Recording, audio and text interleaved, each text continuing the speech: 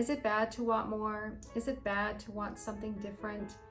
Is it bad to be discontent at some times in your life, in your home, in the home you live in, or as a homemaker?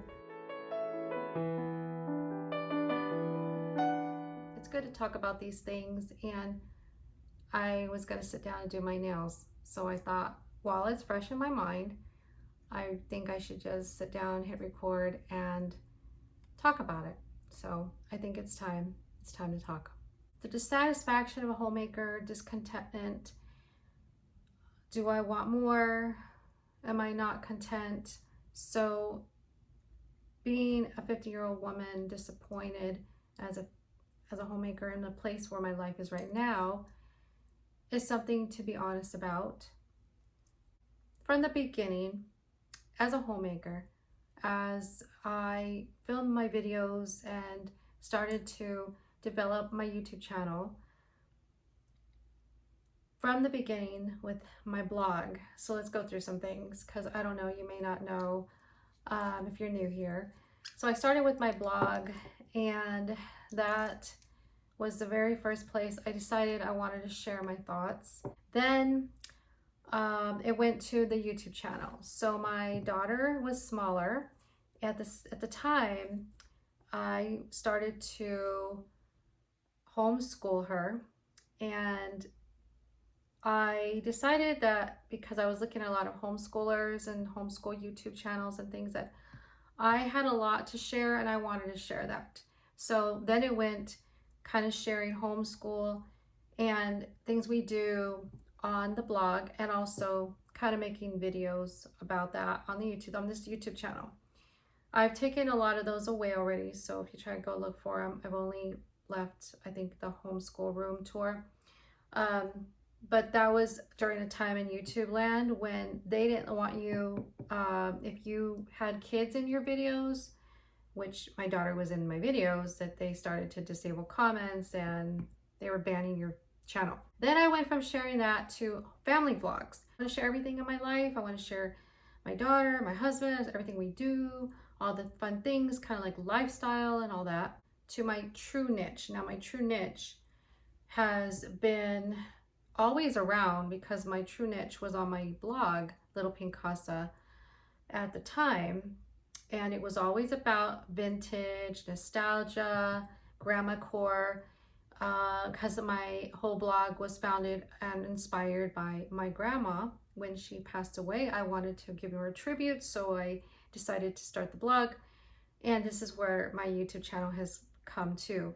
So it has evolved. I've always loved antiques and all of that, and tea parties and tea time and vintage, and so that's where I kind of wanted to sit around and share like that old lifestyle. That's the slow living and all of that. So my true niche of vintage, romantic style, home decor, antiques, tea time, lifestyle, and garden, because garden is what I love doing now.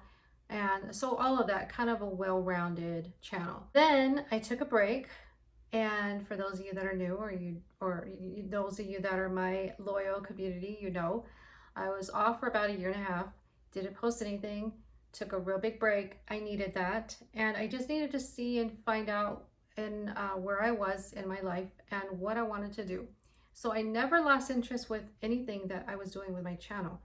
It was just something that I needed to do for me. Now my channel has evolved, because now I'm in midlife. I'm going to be 50 this month, at the end of this month. And so I'm kind of addressing those issues too, like where I am in my life right now, but also keeping the niche going, because that's very important, because I love all that. I always try to be honest as far as what I true to myself, to what I do on this channel with videos and everything I do. It's not me trying to be fake or anything, because I love everything that I create is exactly the niche and things that I love to do. I feel like I'm honest at the time in my life at where I am, if that makes sense.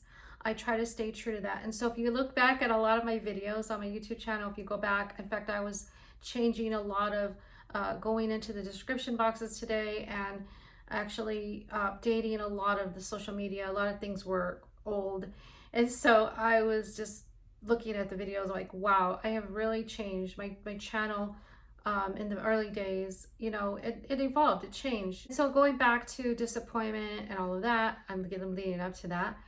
But I feel like I've evolved and I know myself better, first of all, number one. I really am focused, like I know exactly what I want to focus on when it comes to this channel. And I feel like I understand at this point in my life that I know how to focus on what brings me joy.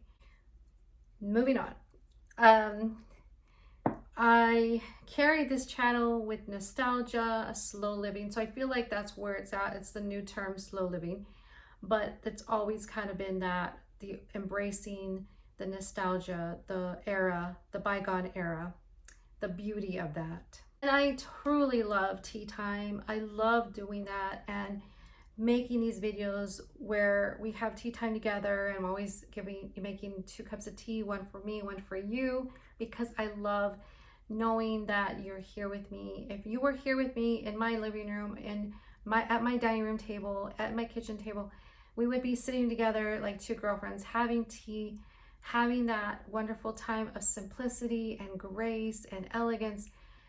And I hope that that comes across when I am filming and doing these videos. And then also with gardening, the gardening is like my therapy. That's what I love doing right now in my midlife. It's my hobby that I have chosen to perfect and get better at and in my skills. And I feel like, yeah, that is definitely going to be part of this channel, which I'm hoping that you're loving as I am including more of that in here.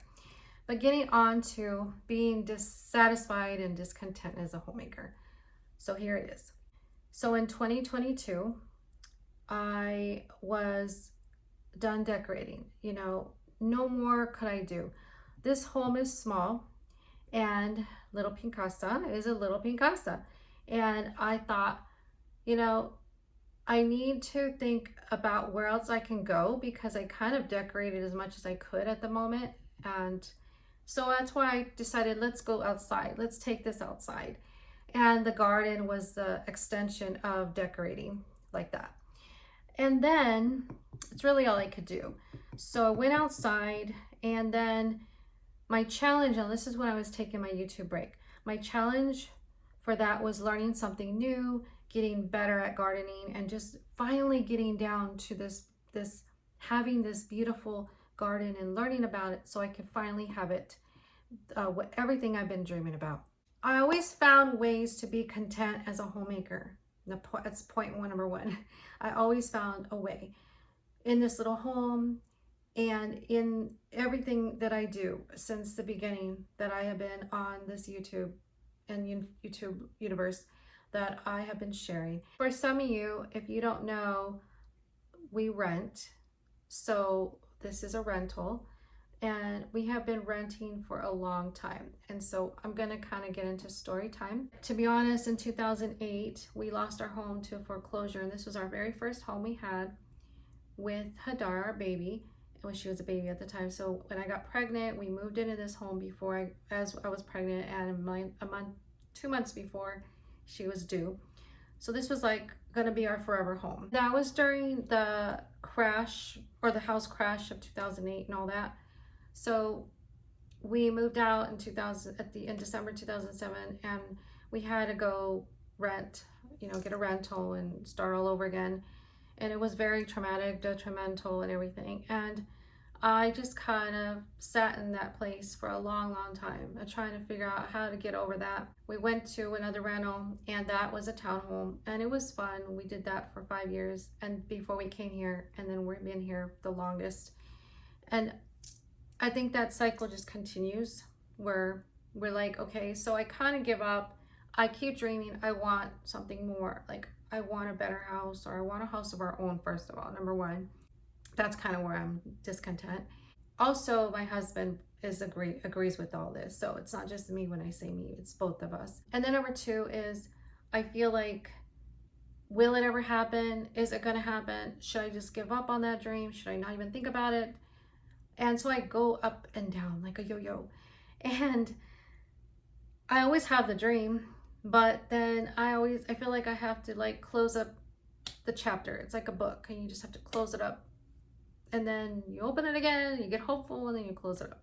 I have taken this home that we have been blessed with to be able to be in and done the best that I could with this. And also, I feel like it has been encouraging. I hope it has been encouraging to you and to those of you to see that, you know, it's okay. I know what it's like to not own a home. I know what it's like to rent.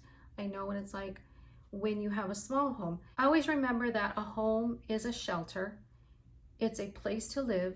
It means more with the people that are in it. Well, the love that we have in the home outweighs the size of the home, right? Even though I always felt like this disappointment in my life, especially as I'm getting to 50, that's one of the failures that I felt when you go watch my first video about midlife, about the turning 50, we're talking about this kind of stuff. And one of the things was like, yeah, I feel like I should already be owning a home. We've been married so many years. This is just not a place in my life I wish we were at. We were farther along. Ruben is getting closer to retirement. And so lately we have been thinking more and feeling it, like coming to a place where we need to really jump on something soon or make a decision soon, because I feel like the window is closing. And so we're at this place where we're trying to work on this goal, and it feels exciting, and we are starting to get the ball rolling, but I know this may take a while. So I'm starting to feel hope again, and I'm excited. I feel excited. I go through these phases, but yes, that's the part of midlife, up and down, yo-yo. I think that's why people have midlife crisis, but that's not me, of course. I feel like us menopausal women have many crises, little crises that we deal with on a weekly basis. If you understand what I mean, comment down below. The type of home that we have been wanting could be out there. It could be out there waiting for us even right now. My daughter is also a part of this. She still lives with us, and she's also part of this decision making. So this is going to be a family decision, a family goal that we are beginning to embark on. And this year, it will be 20 years since we first bought our home that we foreclosed on. So it's almost like a time to rebuild 20 years later.